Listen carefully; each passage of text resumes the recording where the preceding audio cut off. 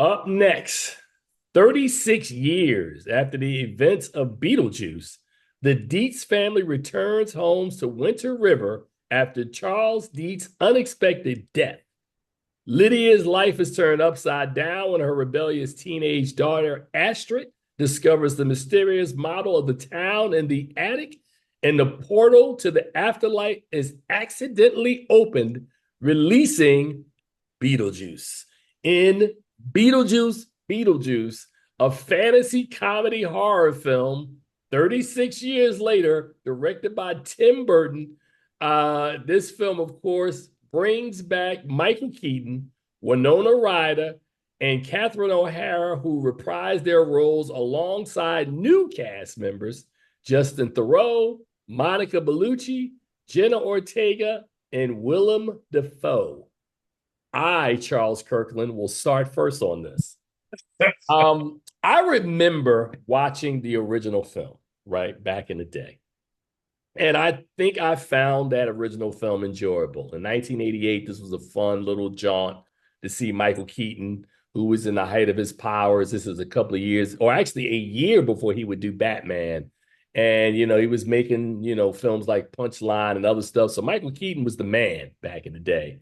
And of course, I've always been a big Tim Burton fan. So you putting those two together with the story and the original, and I really, really enjoyed it a lot. And then something strange happened, Charles. I think not Michael Keaton, but Tim Burton must have saw Tom Cruise bring back Top Gun after 36 years, and he went, that's a good idea. I think I'll bring back Beetlejuice for a sequel.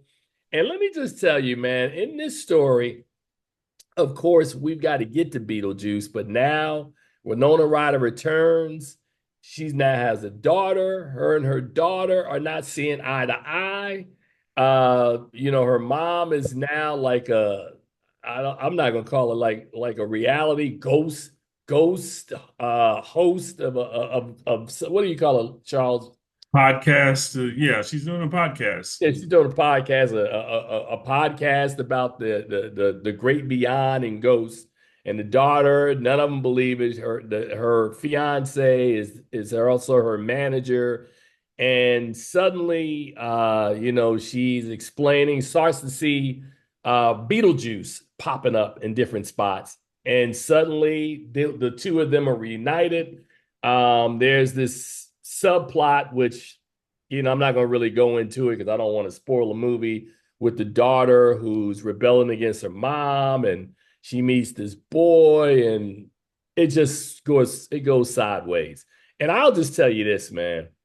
Um, I know Charles sat next to me when we screened this a couple of days ago, and I didn't find a lot of this funny, man. And I think we talk a lot about humor being subjective, right? And things that work for people that don't work for other people, right? So I've learned over 30 years, man, as a film critic, that there are times that there's something that I might really like a lot, and I'll talk to people about it, and it just doesn't work for them. And you know what? And I can respect that, right? Because this movie did not work for me, right? And I know it's been getting a lot of mixed reviews. I know it opened up I think it was either Venice or Telluride that this movie opened up, and folks really wasn't feeling it. And I sort of get it, right? It didn't work for me. I might have chuckled once, maybe smiled a couple of times, but there were no uproarious laughs. And it almost felt to me like this was like to a certain degree, like Coming to America. There are times that you make a really strong film the first time, and there's really no need to revisit that film. I'm sure if Eddie Murphy, you put a gun to his head and said, did you really need Coming to America? Like the second one? And he'd probably go, probably not.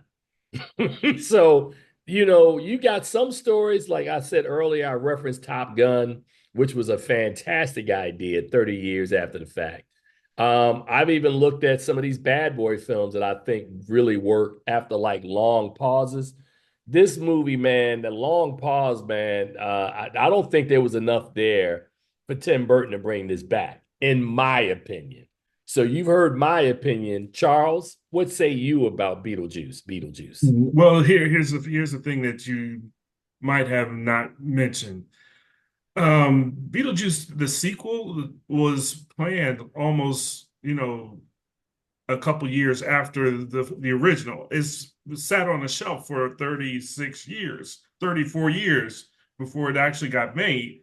And a lot of the story, it's just old and dated. And I mean, I understand that, it's fun to see Michael Keaton do Beetlejuice again, and that's the only saving grace of the film, is just to see him be Beetlejuice. The jokes are, some of them are chuckle worthy, but a lot of them just fall flat on the floor. The timing is terrible, and it's a terrible thing when you take a movie, especially a sequel like this, and it kind of invalidates the whole experience that you had with the first film. I mean, because there was a purpose that happened in the first film, and they just kind of dismissed the whole thing going into the second film. So it's just like, there's what was the purpose of making this film? The stories, the plot was terrible. They had too many things going on, and they didn't wrap them up well. I don't think they didn't develop the stories or wrap them up well, in my opinion. It could have been a whole lot better, and it should have been a whole lot better. Yeah, it's fun to see Winona Ryder and Michael Keaton and Catherine O'Hara, but there's some people that are missing, and that kind of ruins it. And so it wasn't a positive experience for me. It's not a bad film, but if you enjoy the first film, you can't like the second film. So I mean, this is one of those films that you have to go into and just watch it, and hopefully you haven't seen the one that came out 36 years ago, and you'll have a better appreciation of the film having not seen the original. Wow. Well, having said that, man, I'm going to lead off of my grade. I gave this a D plus or a C minus, somewhere in that vicinity. I was not a fan of this film at all, and I'm not even going to try to pretend to generate some enthusiasm. It did not work for me at all. I could have. I think I was mad because we always have the proverbial, that's 2 hours I can't get back. That literally is 2 hours I cannot get back.